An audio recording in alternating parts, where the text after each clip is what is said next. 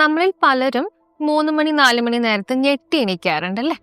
ഇത് യൂഷ്വലി എന്താ സംഭവിക്കുന്നത് വെച്ചാൽ ആ സമയങ്ങളിൽ നമ്മുടെ ബോഡിയും മൈൻഡും ഭയങ്കര റിലാക്സ്ഡ് ആണ്. അപ്പം അന്ന് ഉണ്ടായ നമ്മളുടെ ഇൻട്രാക്ഷനിൽ നിന്നുള്ള സപ്രസ്ഡ് ഇമോഷൻസ് പൊന്തി വരുന്നൊരു സമയമാണ്.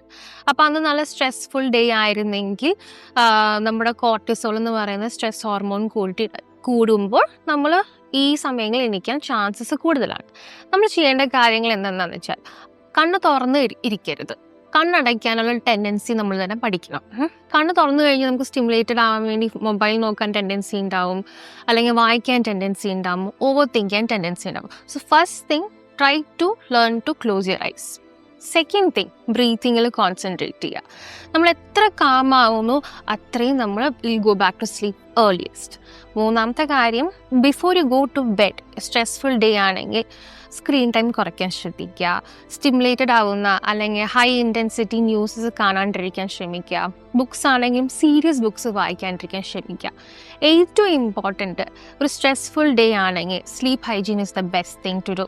അപ്പോൾ എല്ലാ ദിവസവും ഒരു സർട്ടൺ ടൈമിൽ ഉറങ്ങാനും സർട്ടൺ ടൈമിൽ എണീക്കാൻ നമ്മുടെ ബോഡീനെ നമ്മൾ തന്നെ ഒരു ഹാബിറ്റ് ഫോർമേഷൻ ഉണ്ടാക്കി കഴിഞ്ഞാൽ this could solve over A time.